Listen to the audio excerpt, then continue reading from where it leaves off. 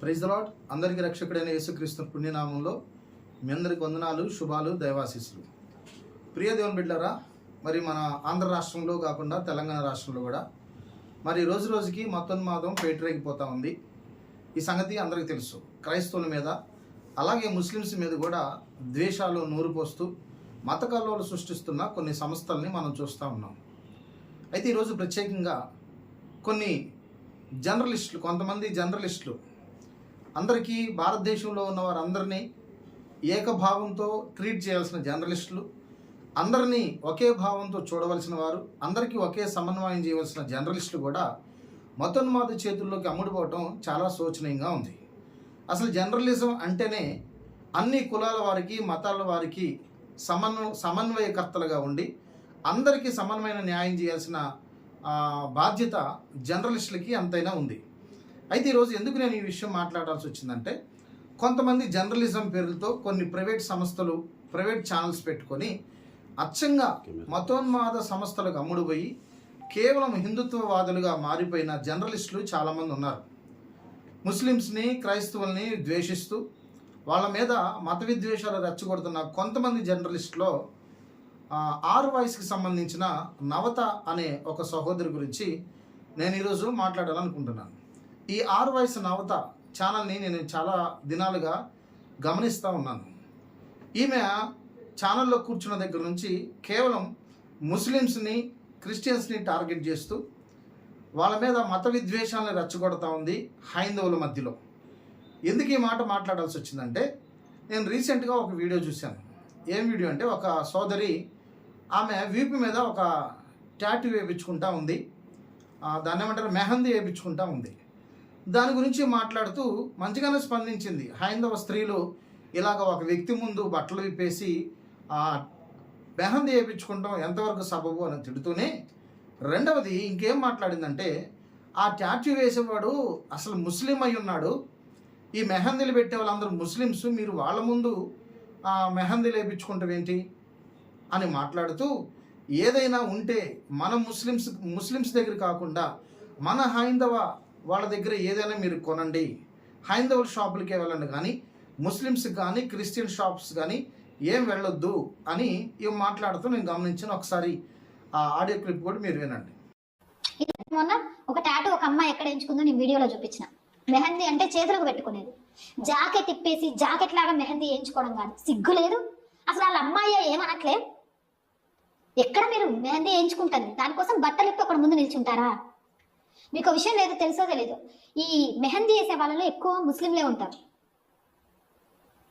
ఇలా మొత్తం ఇప్పి వాడి ముందు కూర్చొని వాడిని మెహందీ వేయమంటారంటే వాడికి మీరు ఏమలసిస్తున్నట్టు? తిండి అరగని హిందూ స్త్రీలు మాత్రమే ఇట్లాంటివి చేస్తారు. సిగ్గు అనిపిస్తలే? ఒక పక్క నుంచి వాళ్ళకు దూరంగా ఉండండి. లవ్ జిహాద్ కేసులు ఇలాంటివన్నీ జరుగుతున్నాయి. డ్రైవింగ్ నేర్చుకున్న హిందువుల డ్రైవింగ్ సెంటర్స్ కి వెళ్ళండి, జిమ్లకు వెళ్తే లేడీ ట్రైనర్స్ ఉన్న దగ్గరికే వెళ్ళండి. ఒక పక్క నుంచి వాళ్ళకు దూరంగా ఉండండి. లవ్ జిహాద్ కేసులు ఇలాంటివన్నీ జరుగుతున్నాయి. డ్రైవింగ్ నేర్చుకున్న హిందువుల డ్రైవింగ్ సెంటర్స్ కి వెళ్ళండి, జిమ్లకు వెళ్తే లేడీ ట్రైనర్స్ ఉన్న దగ్గరికే వెళ్ళండి. విన్నారుగా స్పష్టంగా ఇక్కడ ఈ నవత ఏం మాట్లాడుతూ ఉంది? మీరు ఏదైనా కొనాలనుకున్నా, ఏదైనా చేయాలనుకున్నా ముందు మీరు ఎక్కడికి వెళ్ళాలి అంటే హైందవుల షాపుల్లోనికి వెళ్ళండి, క్రైస్తవుల దగ్గర కానీ ముస్లిమ్స్ దగ్గర కానీ వెళ్ళొద్దు అని ఈమె వివక్ష చూపుతూ ఉంది.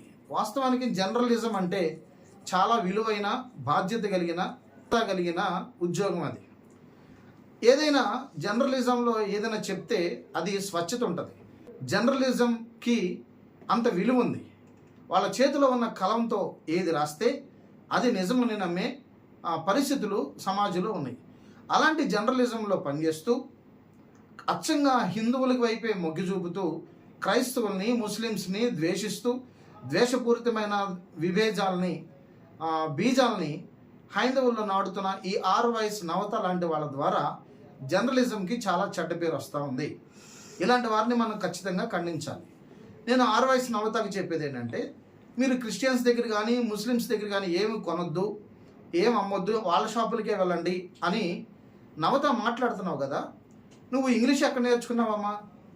ఇంగ్లీషు అనే భాష ఎక్కడి నుంచి వచ్చింది? భారతదేశ భాష ఇంగ్లీష్ అనేది. నువ్వు ఏ స్కూల్లో చదువుకున్నావు?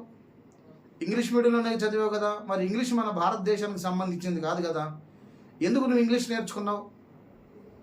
ఇంకా భారతదేశంలో ఈరోజు మనం వాడుతున్న ప్రతి వస్తువు, నిత్యావసర వస్తువులన్నీ ఇవన్నీ క్రైస్తవులు కనిపెట్టినవే. ఈరోజు క్రైస్తవులు కనిపెట్టినవి చాలా మనం వాడుతూ ఉన్నాం. అలాంటప్పుడు నువ్వు అవన్నీ వాడకూడదు. ఇప్పుడు నువ్వు ఏదైనా జర్నలిజంలో రాయాలంటే నీకు ఖచ్చితంగా పెన్ అవసరం. అసలు ఆ పెన్లో ఇంకు కనిపెట్టింది ఎవరో నీకు తెలుసా? విలియం కేరీ భారతదేశానికి వచ్చి ఆయన పెన్నులో ఇంకు కనిపెట్టిన ఆయన ఒక క్రైస్తవుడు.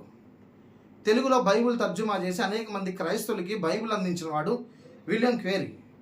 మరి క్రైస్తవుడు కనిపెట్టిన పెన్నుని, ఇంకుని నువ్వెందుకు వాడుతున్నావు? న్యూస్ పేపర్ మీరు రాసే న్యూస్ అంతా ఒక పేపర్లోకి ప్రింట్ అవుతుందంటే న్యూస్ పేపర్ కూడా ఒక క్రైస్తవుడు విలియం కేరీ ఆయన కనిపెట్టింది న్యూస్ పేపర్ కూడా. అలాగే ఈరోజు లక్షలాది మంది ప్రజలు బ్యాంకుల్లో డబ్బులు దాచుకుంటున్నారంటే బ్యాంకు కూడా విలియం కేరీ ద్వారానే వచ్చింది. ఇదంతా ఒక క్రైస్తవుడు ఆలోచన చేస్తే, దేవుడు అతనికి ఆలోచనలు ఇస్తే, క్రైస్తవుడు ద్వారా ఇవన్నీ మనుగడలోకి వస్తే ఈరోజు హిందూ కావచ్చు, ముస్లిమ్స్ కావచ్చు, బౌద్ధులు, సిక్కులు, జైనులు, అనేక మంది, లక్షలాది మంది, కోట్లాది మంది ప్రజలు ఇప్పుడు అవన్నీ వాడుకుంటున్నారు. ఇంకా భారతదేశంలో చాలామంది మిషనరీ స్కూల్స్ ఉన్నాయి, హాస్పిటల్స్ ఉన్నాయి. ఇవన్నీ క్రైస్తవుల ద్వారానే స్థాపించబడి. మరి మీరు ఎందుకు క్రైస్తవులు హాస్పిటల్లో చూపించుకుంటున్నారు? ఇంగ్లీష్ ఎందుకు చదువుతూ ఉన్నారు? ఆరు వయసున అవుతా వీటన్నిటికీ సమాధానం చెప్పాలి. ఇకపోతే నువ్వు ఏదైనా పని చేయాలంటే సాయంత్రం అవగానే మనం వెళ్ళి స్విచ్ చేస్తే లైట్ వెలుగుతుంది, బల్బ్ వెలుగుతుంది. అసలు ఈ బల్బును కనిపెట్టింది ఎవరు? Thomas Alva Edison. Thomas Alva Edison అనేవాడు ఎవరు? ఒక క్రైస్తవుడు.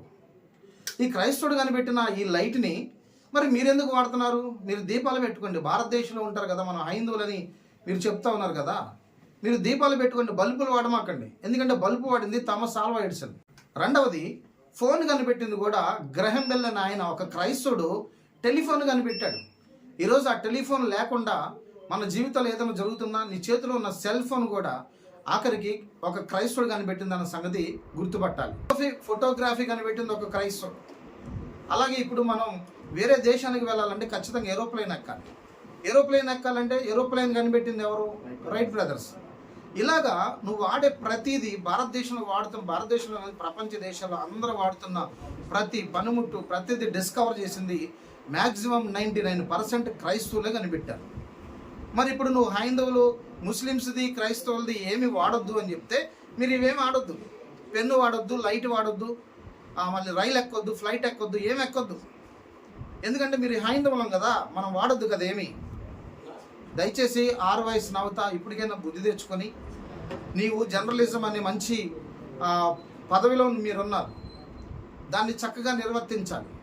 భారతదేశంలో ఉన్న ప్రజలందరికీ ఐక్యతను మీరు కలగజేయాలి. మత సామరస్యతను కాపాడాల్సిన బాధ్యత జర్నలిస్టుల మీద ఉంది. అలాంటి జర్నలిజంకి నువ్వు చెడ్డ పేరు తీసుకొస్తూ అనేక మందిని మత విద్వేషాలు రెచ్చగొడుతూ కేవలం ముస్లిమ్స్ని, క్రైస్తవులను టార్గెట్ చేస్తూ నువ్వు చేస్తున్న వ్యాఖ్యలు చాలా తీవ్రమైనవి.